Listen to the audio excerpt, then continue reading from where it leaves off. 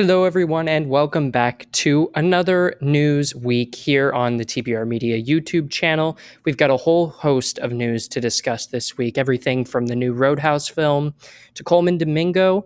Netflix is making some big moves, and then a potential new Jurassic World movie in the works with the original screenwriter from the first Jurassic Park. So it's an exciting week.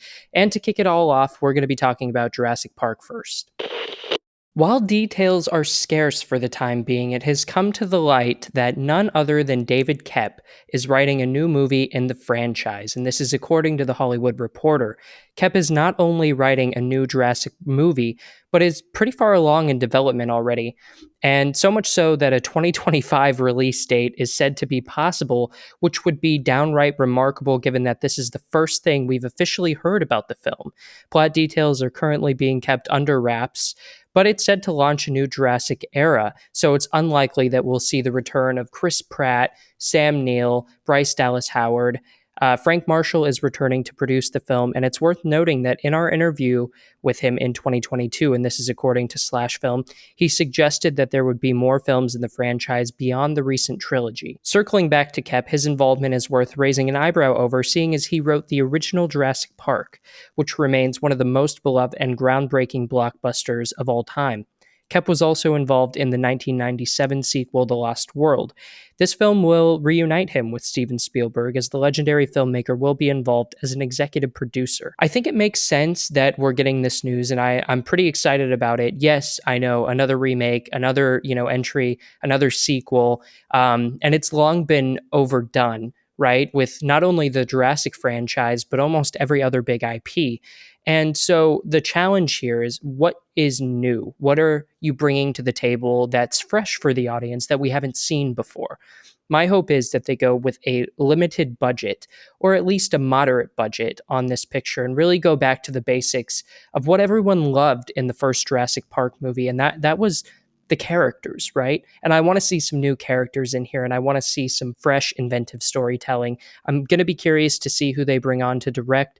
Steven Spielberg at this moment is saying that he is returning as an executive producer, according to the trades, but we'll just see, who ends up landing in that director's chair.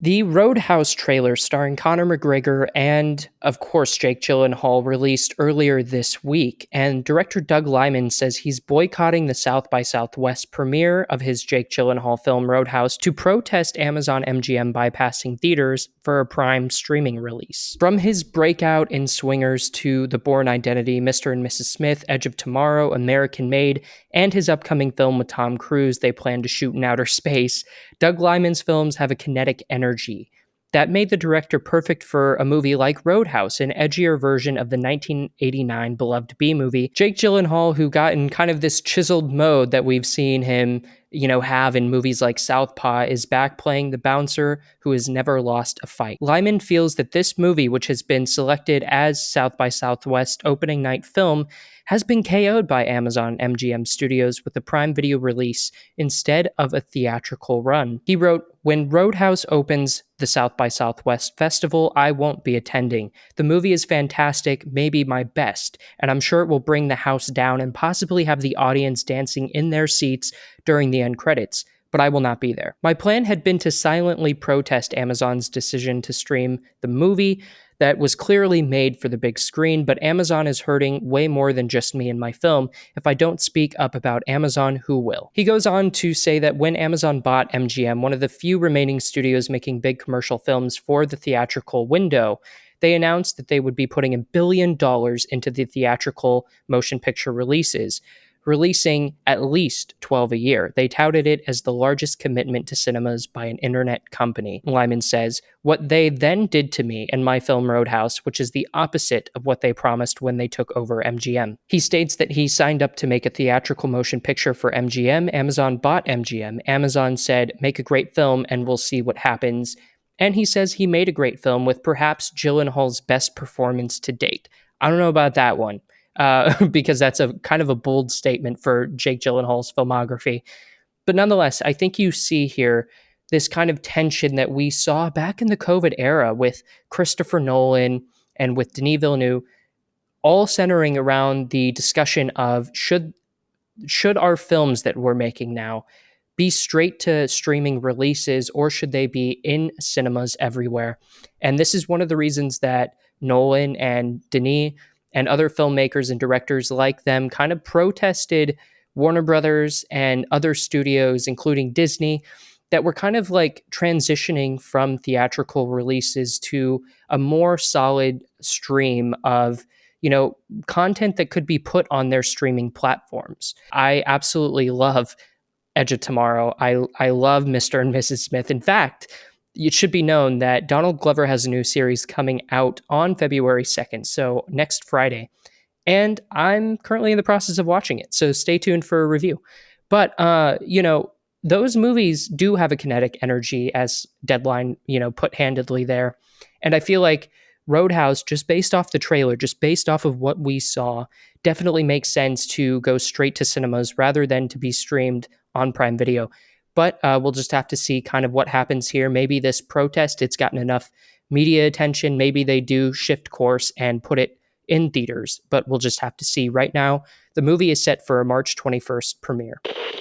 Colman Domingo, and this is exclusively to Variety, but Colman Domingo is set to direct and star in Nat King Cole Biopic.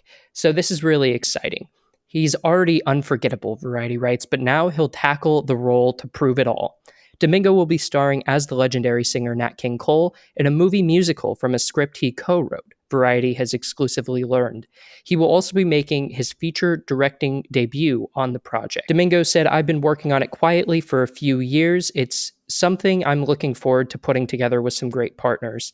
It's not yet known which period Domingo's film will focus on. One of the most notable moments from his life was on April 10th, 1956, while performing before an all-white audience in Birmingham, Alabama. A group of 4 white men attacked him while performing. After the authorities apprehended the men, the singer returned to the stage, with the remaining audience members giving him a 10-minute standing ovation. So it isn't clear if that's the route that he's taking with this film or if he's going to be doing something else, from it.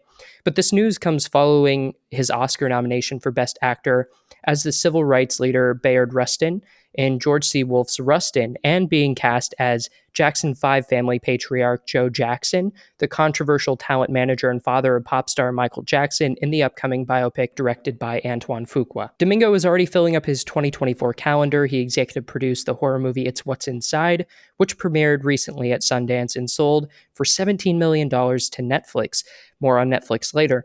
He'll also appear in feature films such as Ethan Coen's Drive Away Dolls and Greg Kudar's Sing Sing, which he also produced. So it's looking up to be a great year for Colman Domingo, and I'm so excited for this. I love Colman Domingo. I've been watching him really ever since Fear the Walking Dead, just kind of watching what he does, because he was easily the best part of that prequel series. So let me know what you think about that news.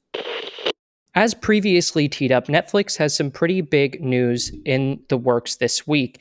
And let's start here with Netflix canceling the release of a completed Halle Berry film because of child actors.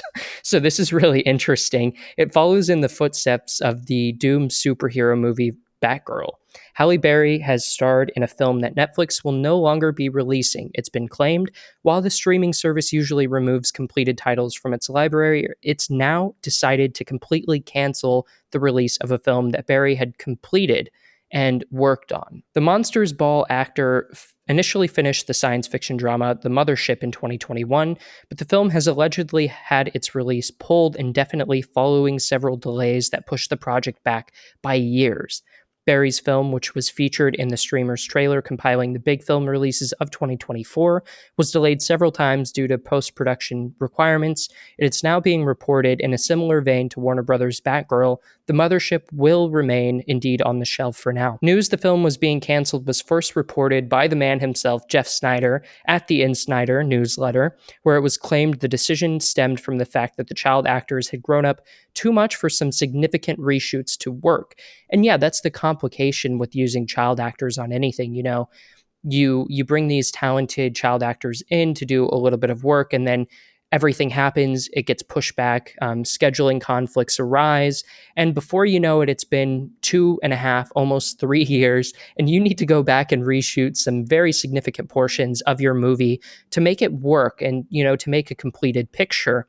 and those child actors have aged. But it sucks, anytime a movie is completely scrapped after it's been completed and it's been worked on by all these amazing, talented individuals, both in front of the camera and behind the camera, to then have it scrapped.